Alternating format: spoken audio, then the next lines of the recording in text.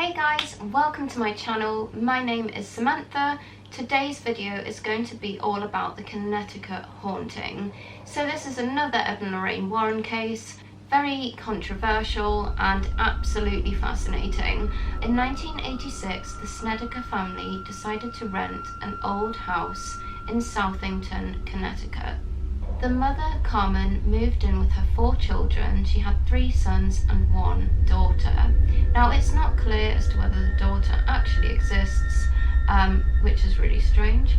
So Carmen moves in with her 4 children, her 3 sons and her daughter.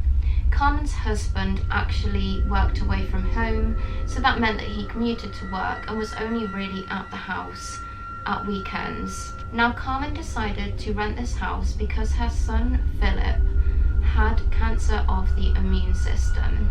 Now, it was much easier for them to live here because it made more sense with going to the hospital to have treatments. Now, just 3 hours after living at the house, one of the children said to his mum, "Mum, this house is evil, we cannot live here." The first night the family moved in, the eldest son, Philip, started experiencing terrifying visions and also seeing ghosts. He saw a young man with long black hair down to his hips. Carmen says that the man would try and interact with her son and would even threaten him. The family claimed that they didn't know that the home was actually a former funeral home. Now, there's a few different things said about this. The family obviously say they didn't know. Their landlord says they did know, and that's why it was so cheap.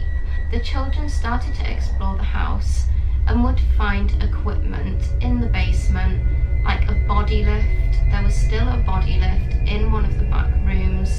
There was also a blood pit, which is where blood would pour into.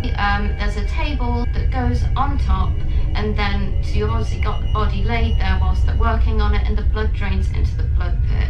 Now, one of the sons also claims he slept in the south coffin room, I believe it was called, and in his room were metal poles that stuck out of the wall where they used to hold the coffins. Carmen says that when she was exploring the house, she'd find all sorts of strange objects used by morticians.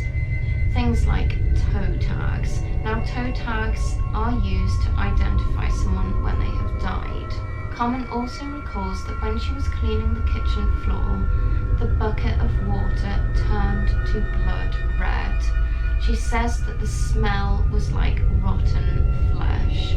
The parents actually thought for a very long time that it was just the kids playing pranks and just being kids, but it didn't take long for these strange goings-ons to start spreading to other members of the family. One of the sons recalls seeing a man on numerous occasions who supposedly had no eyes.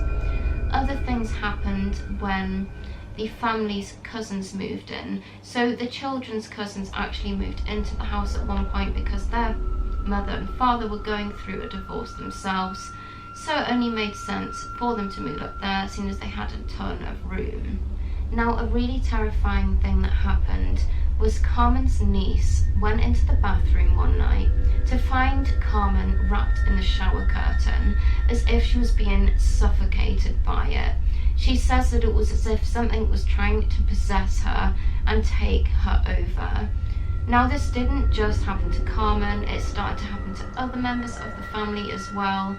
It got to the point when nobody was allowed to go to the bathroom on their own, and they all went in pairs. All sorts of strange things happened. The mother and father claimed that they were raped by a demon on numerous occasions. And another incident that Carmen recalls is when her niece came into the bedroom at night and said, "Aunt Carmen, it's happening again." Carmen went to her niece's room to find that the curtains were blowing madly throughout the room. There was wind gushing through the room, voices, they could see handprints on the curtains, and when she lifted up her niece's top, there was a very clear handprint. And she also remembers her niece's rosary beads rising up and levitating into the air before being yanked and pulled and then shattering all across the floor. At this point, Carmen decided to call the priest at the church, but they just said to call in the morning. Now, it was at this point that they decided to call upon the help of Ed and Lorraine Warren. Ed and Lorraine Warren hadn't actually done any paranormal investigation in about 50 years at this point. It had been a very long time since they'd been involved in anything like this. Other things would happen in the house, like the lights would flash on and off. Now, one of the things I find really strange is that the father actually did remove all of the light bulbs because they would experience flashing, and in order to stop that, they'd remove the bulbs. Anyway, he removed the bulbs, but the flashing would continue. Now, one of the sons thought that it was just his sister pulling a prank on him, and he would tell his dad that his sister was pulling pranks on him and flashing the lights, only to hear his dad say, "I've removed the bulbs." One of Carmen's nieces also recalls going to get food out of the fridge. When she'd go back into the room after taking the food out the fridge, if she were to leave the room and go back in, the food would be completely corroded. How is that even possible? Crucifixes that actually were hung around the house would start disappearing. Carmen talks about how there was a specific crucifix that hung above the morgue. When the cross disappeared, the activity spread throughout the house. She does talk about the fact that a lot of the activity stayed within the morgue until the crosses were removed. Who knows where they went? She says that they never saw them again. Carmen also talks about, for a long time, she actually didn't think there was anything wrong with the house. She actually thought there was something wrong with her son, so she had him taken to a mental hospital. She says that he was kept in a cot type of bed with a straitjacket. The doctors told her that she needed to leave. When she went to leave, she could hear her son calling her, asking her not to go. Carmen also speaks about how her son Philip became extremely withdrawn. He'd become more and more withdrawn over time. He'd have outbursts of anger that wasn't normal for him at all. He even attacked his younger brother and locked him in a chest, and then he wouldn't even remember it happening. Now, what this says to me is that when someone is possessed, you hear about how they lose chunks of time. So that's definitely what springs to mind for me. So let me know what comes into your mind. Lorraine claims that as soon as you walked in, you could feel exactly what was going on. She said that the haunting phenomena was extremely prevalent. Lorraine actually advised the family to go public on the story. However, they were really not very happy about that. That really wasn't something they wanted to do. They really worried about how it would affect their children. And in fact, when it did go public, the children did start to get bullied.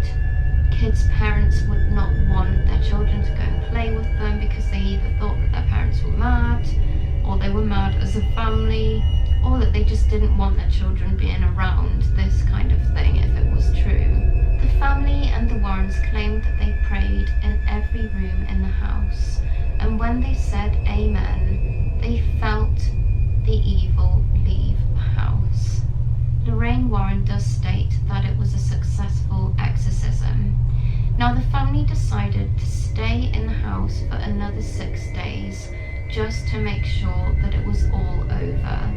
They didn't want to move out and have it follow them, and they were worried that that would be the case. The family then moved out of the house and nothing else happened to them. Carmen decided that she didn't want to have anything to do with anyone that was involved in the case, especially the Warrens. She felt that the Warrens were just using this story to gain exposure, and she didn't want to be around people like that. Lorraine Warren does actually admit that it was just another case for them, and they did typically just move from case to case. That was just how it was. They always just moved from one to the next, and I assume it was their job, so if they're professional, then maybe they didn't want to get too involved. I don't know, what do you guys think? Do you think that they did just want to gain exposure? This really does make me wonder about them actually reading this specifically. I just think, yeah. So let me know what you guys think. I'd love to hear your opinions, and we can chat in the comments. That's always the best bit about these videos. So please do let me know your thoughts. Now, in the documentary, it was said that Phillip made a complete recovery and now lives with his wife and children. However, when I did some further research, I found that he did in fact die in 2012, which is really sad. I guess his cancer returned because it said that was the cause of death.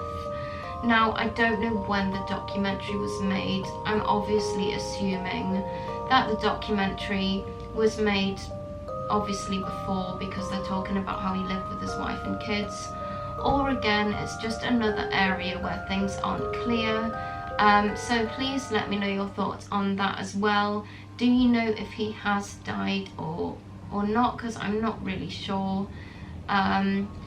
If he has died, then I just think that is so sad after everything they went through. I was really happy to see in the documentary that he'd made a full recovery, and then to read that was just really, really sad. I thought, oh wow, you know, he made a recovery and he's got his family, and that's really nice. And then I read that and I just thought how terrible that is after everything they've been through. I personally don't think that the family made it up, although a lot of people do think that the family did make it up. One lady says that she would keep notes from when all the incidents were happening, and she'd compare them to newspapers, and she said that things didn't match up.